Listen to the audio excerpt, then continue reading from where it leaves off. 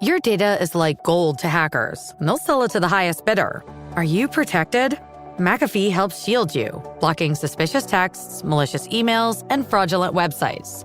McAfee Secure VPN lets you browse safely, and its AI-powered text scam detector spots threats instantly. You'll also get up to $2 million of award-winning antivirus and identity theft protection, all for just $39.99 for your first year. Visit McAfee.com. Cancel anytime. Terms apply. You are listening to Women's Running Stories, where exceptional women runners share inspirational stories about their running experiences. Hello and welcome. I am Cherie Louise Turner. I'm the host and producer of this podcast. Thank you for joining me. And in addition to being a podcast producer and the host of this show, I am also a runner. And this is part 9 of the over 50 sub 20 5K project. For about the last year and a half, a little bit more, I have been tracking my progress in the process of trying to break 20 minutes in the 5K in my 50s.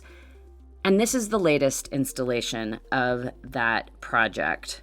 If you have not listened to the previous episodes, no problem. You can follow along just fine here. Listening to previous episodes, you'll get a lot more context, but I'll give you everything you need to know to understand what is going on in this episode if you just want to continue listening along here. So, a short summary of this project to date. I started this project July, August of 2023. It was just after I had raced the Comrades Marathon in South Africa. That's the 56-mile road race that goes between Durban and Pietermaritzburg in South Africa. I had also, in 2023, run the Boston Marathon.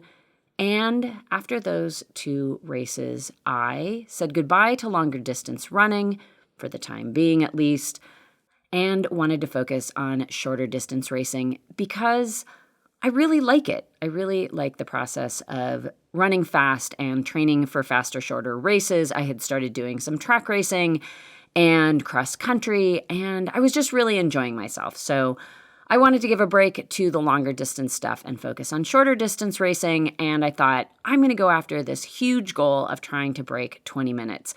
This is something I have never done in my life. The closest I have ever come to breaking 20 minutes in the 5K is I ran 20 minutes and 18 seconds back in 2009. In more recent times, the fastest I have run the 5K is kind of 21 minutes flat. According to my watch, I ran 20:58.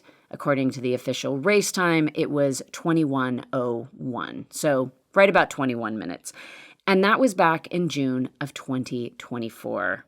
Also, over this period of time that I've been working on the 5K, I have PR'd in the mile twice. And the last time I did that was back in October of last year. I ran 6 minutes, 16.99 seconds. And that was at an outdoor meet in Santa Barbara, California. And I covered that in my last episode, which covered the period up until December of 2024, so just the end of last year. So this episode catches you up from that time until now, mid-March in 2025. And the big news with this episode is that I am pressing pause on my sub 20-minute goal. This is not to say that I don't want to break 20 minutes in the 5K, but it is to say that I do not want to make this my all-consuming focus. And that's kind of what it's become over the last year and a half plus a few months. I have been measuring everything against this ultimate goal. And it was motivating at first, and then it started to feel more like a burden than a motivation, and everything I was doing in running started to get compared against this ultimate goal. And it just stopped feeling like fun. So the goal is still out there, but it is not my all-consuming focus at the moment. I do want to keep getting faster. It's really fun. I love running fast. I do love setting PRs. But that singular focus on a time goal just started not serving me quite so well. So I will continue with updates about my running. They're just not going to be called the Over 50 Sub 25K project, and they're not going to be singularly focused on that particular goal. Of course, I will keep you up to date on any improvements in my 5K times, and I love running the 5K. I will continue to run it. I'm just going to be sprinkling in lots of other things and focusing on where I am at in the moment. Because part of the other problem with going after this goal is that I started training as if the next 5K, I was going to break 20 minutes or come super, super close, and the next 5K, and the next 5K, and I was training as if that was my goal time. And I was training too hard. I was training too fast. I was training too hard. And I think that ultimately became part of the issue for where I am right now, which part of what's going on right now is I feel overtrained. And I'm going to get into a little bit more of that in just a minute here. So I want to just refocus and start training for where I am at in the moment and let this sub 20-minute goal sit out there as an ultimate something or another, but not focus on it in the immediate right now. And I will tell you that making this decision has felt like a big relief, which kind of further confirms that this is a good decision for me. And I do not see this as a failure whatsoever because I have gotten so much out of this process so far. I talk about that a lot on all of the other episodes, but it has come time to step back from that singular focus and get a little different perspective. So I'm changing things up. And one of the big changes that's been happening lately is I am taking a break from training and racing. It's been kind of a long time in coming, and I'm going to get to that in this episode because that is where I am right now. So let's get to it.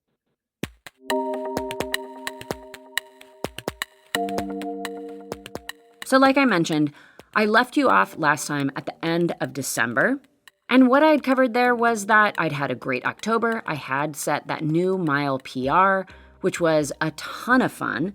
But soon thereafter, and even before that, I really wasn't feeling that great.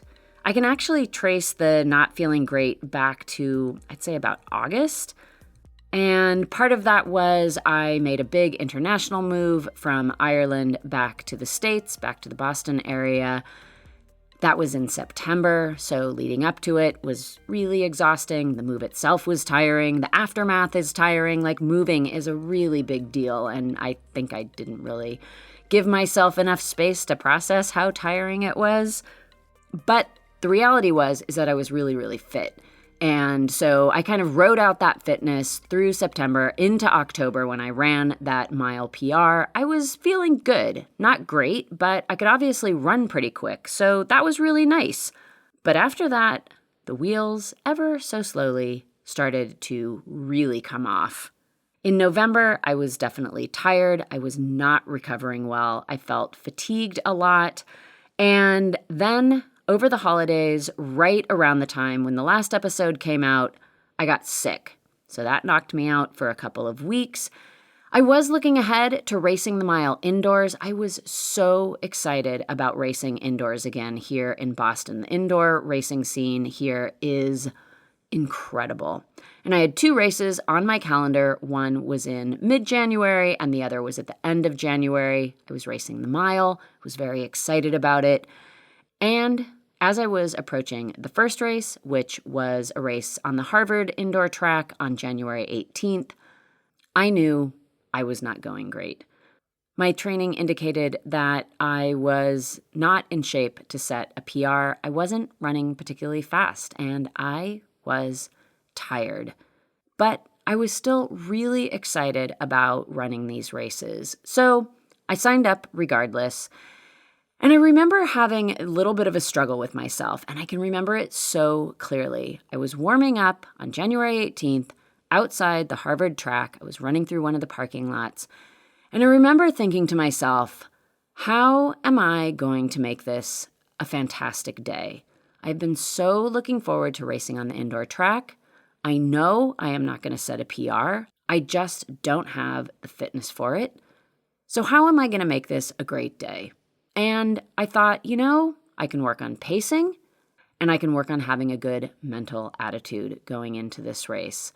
And I vowed I am going to have a lot of fun because even though I wasn't going to PR, I was still running fast and I wasn't injured. My body didn't feel great, but I didn't have any injuries. And that was a huge win. Indoor track racing, indoor training with spikes, it can really beat you up. And I had done a lot of training, a lot of strength training and plyos. And I had arrived at the track, maybe not with all the fitness that I wanted, but I was really strong and my body was ready for it. And that was a big win. And the mental approach was a big win too. I was just absolutely determined to have fun.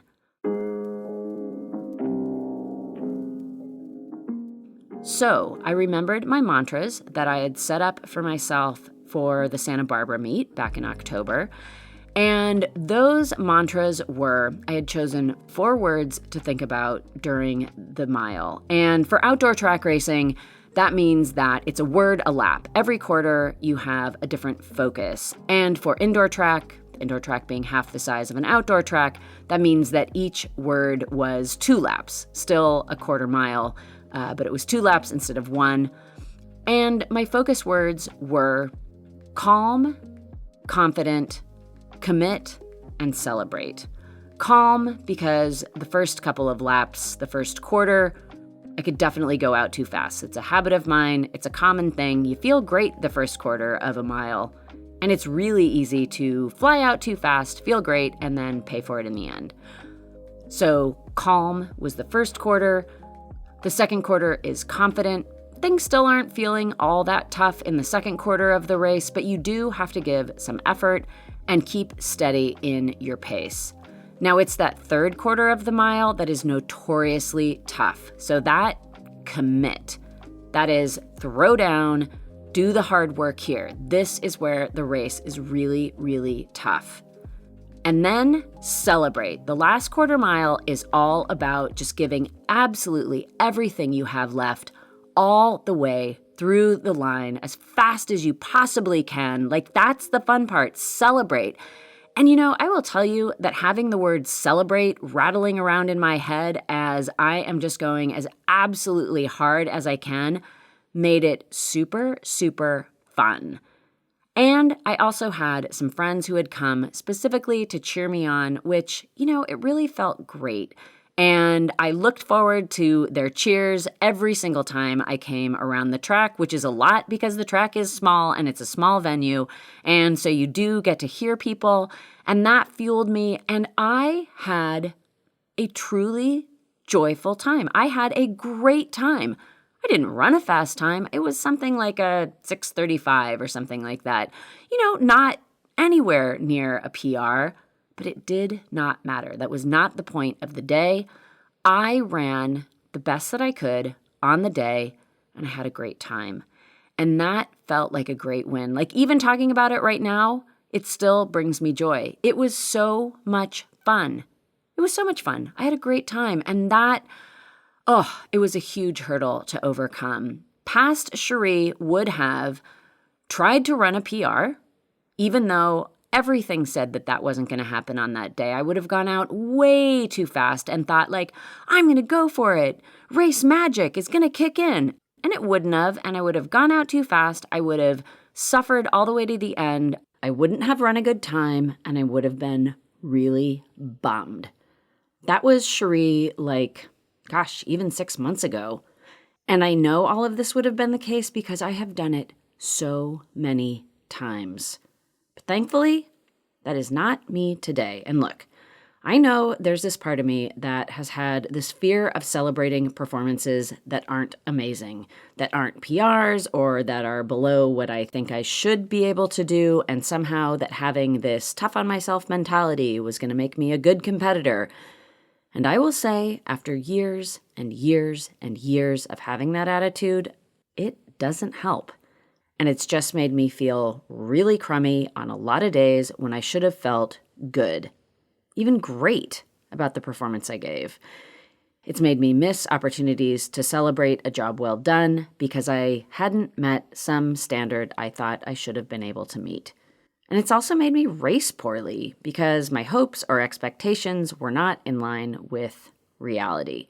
Whether that reality was my fitness and speed, or the difficulty of the course, or the weather conditions, whatever it might have been that was factoring in to how the race played out.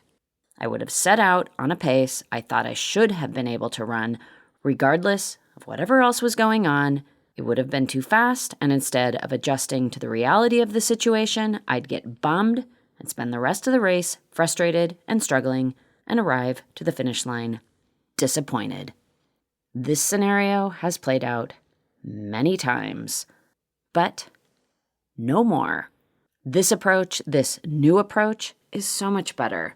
Setting goals that are actually real and reachable right now, it is so much more enjoyable. And yeah, I now have the ability to make every single race fun. Maybe not magical and, oh my gosh, awesome. I mean, those days they're rare. But I also don't need to make races miserable, like ever. And honestly, this feels like some sort of a superpower. Like every single race can actually be fun. How great is that? And I tested that out again the very next weekend because I had my second 1 mile race the following weekend. I ran a little bit faster in the mile. It was very satisfying. I had a ton of fun doing that. But even more so, I got to help the women of the Liberty Athletic Club set a new Masters world record. So they were going after a world club record for women 65 to 69 in the 4x800 meter. And when you go after these records, you have to have more than one relay team on the track. It has to be a proper race. So Liberty had reached out to myself and a couple of my teammates to see if we could help form another team to have a couple of relay teams out on the track that day. And we've done this before in the past. It's super fun. I love going out there and supporting other women's efforts to do big things. And the women broke the record, and it was wonderful to support and celebrate with women who are breaking barriers for all of us in the running world. And so congratulations to Liberty AC, and thank you. Thanks for letting me be a part of your record-setting performance. It was just a ton of fun.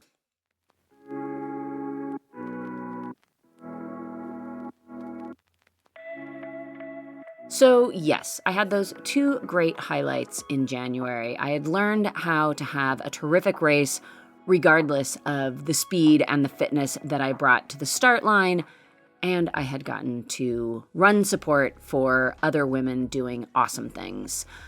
But the reality is, after that, I still was not feeling good. I was training hard and getting slower, and that is just a clear sign of overtraining. I think it was a combo of overtraining, general fatigue from life, the cold of winter. It's been a tough winter here. A lot of ice, a lot of cold, and just tough to get outside. And who knows what else? Maybe menopause, and then getting over a cold, just everything combined. I just was not feeling great. I did take a trip out to California for a family visit, and I thought, the sunshine, that's gonna do it. I got out to California. I tried to do a tempo run, running at a pace that really should not have felt very hard in normal times. It would have been a very manageable pace for me, and it felt way too hard. And furthermore, my runs had started to tire me out. I wasn't finishing runs like I normally do, feeling energized and much better than I did when I started. I was feeling more exhausted, and I just thought, this is not working for me. I need to really dial it back. And it was a couple days after that sort of not so successful tempo run. I was walking on the beach, and that was when I had finally come to this conclusion of I need to step away from this sub 20-minute goal. and give myself some space and some room to just heal and recover. So that's what I've been doing. And I've been running when I want to. I've been doing some yoga and meditation and just generally taking it easy. And also focusing on some other aspects of my health.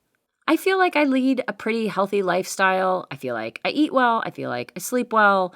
I feel like I kind of cover those bases really well. But I did have my annual checkup, and my blood work showed that my cholesterol is high, my blood pressure was slightly elevated, and I thought, this is probably a really good time to take some serious inventory of where I'm at, and am I as healthy as I think I am? Are my daily habits as healthy as they could be and as healthy as I perceive them to be? Because I don't really track much. I track my training, and that's about it. I do not track my nutrition. I don't track my sleep. I have a sense of how it is, but I don't have any real numbers. And I trust my memory, but I also know that my propensity could be to think that things are a little better than they might actually be. So I've taken some time to really start tracking my nutrition and my sleep.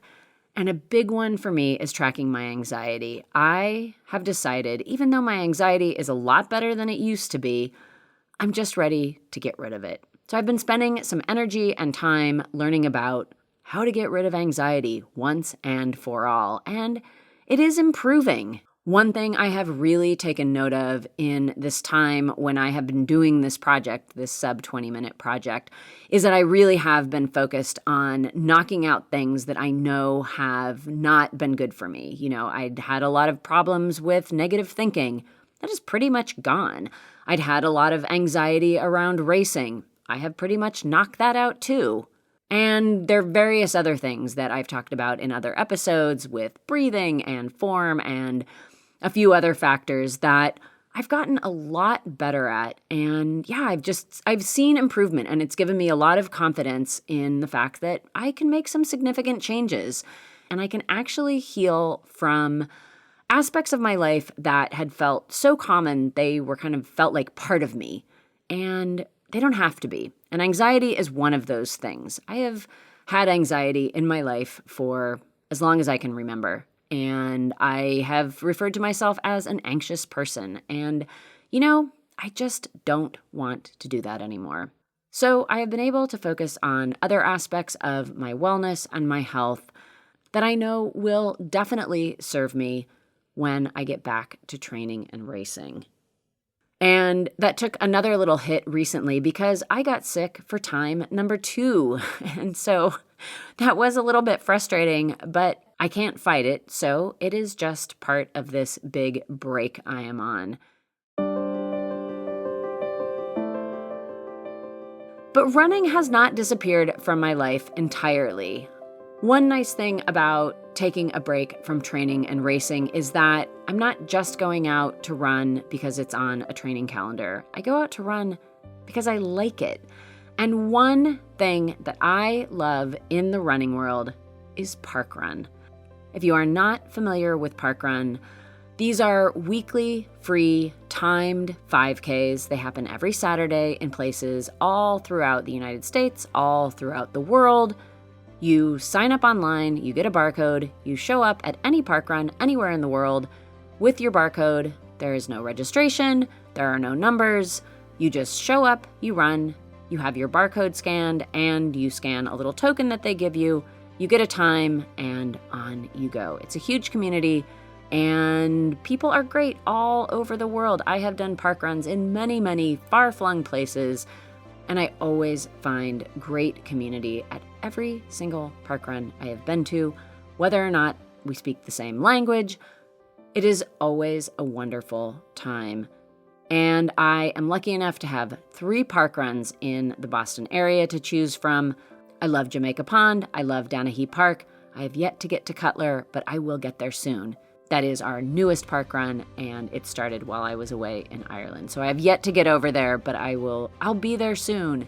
And the reason why I'm talking about parkrun now is because I just took a trip to Raleigh, North Carolina, and went to a park run there that I had never been to before. And even though I did not feel great, I was in the beginning phases of getting this cold, so I kept my distance from everybody else.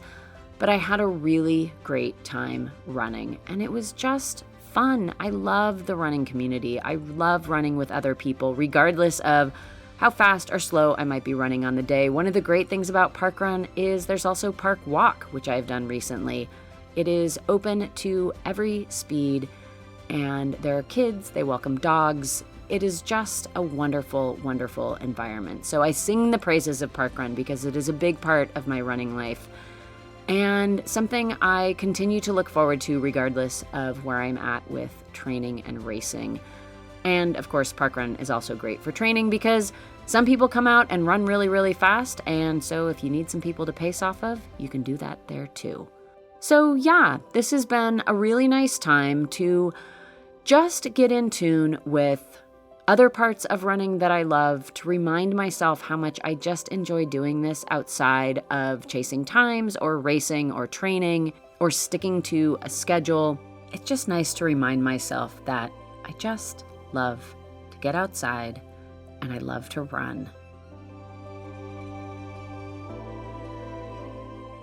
And I am looking forward to returning to having a training schedule. I do love the structure of a training program, and I do like having races on the calendar because I like going after goals, and racing is really fun. So I'm looking forward to that, and I do have a training program already picked out. I'm going to do the 12-week 5K program that's in the book Breakthrough Women's Running, Dream Big and Train Smart by Neely Spence Gracie and Cindy Kuzma. If you haven't read this book, I do recommend it. It's just a nice, comprehensive book about training and running, specifically for women. There are some nice training programs in there, and I really liked the 5K program. I think it provides a good framework for me. I know enough at this point about my own training that this felt like a good program to use as sort of a structured foundation. I don't plan on following it to the letter because I think it's important to adjust things to meet my own needs and also to accommodate the training groups that I have around me. I like training with other people and just accommodate the variabilities of life too. But yeah, this program, I like the progression of it. I like the workouts that are recommended. I like the mileage, so I'm going to give that a go. I'm very excited, and I expect to get to it in the next few weeks or so. I do not know what race I'll be training for, but I'll find something on the calendar, and I am really looking forward to some warmer weather, and I love the long days that have already started.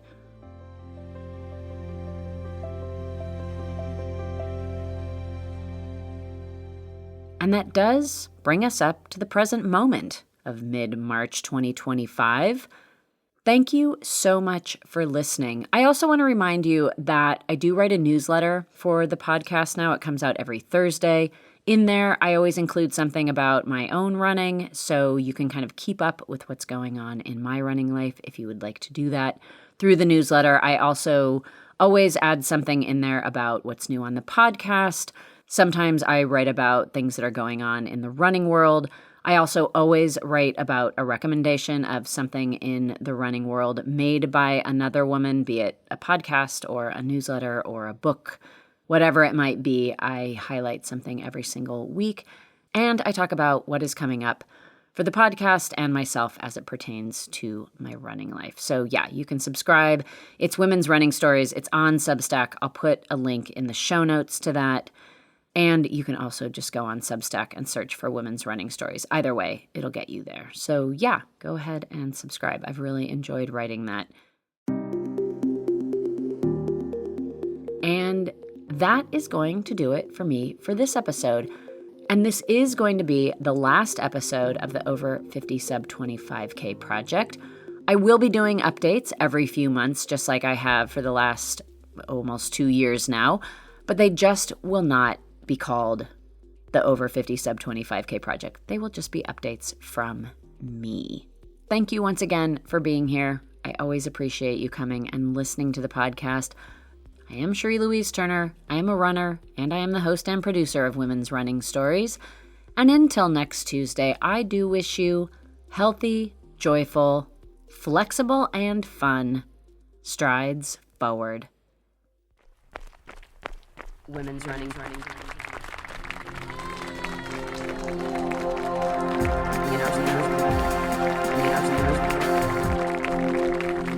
Women's Running Stories.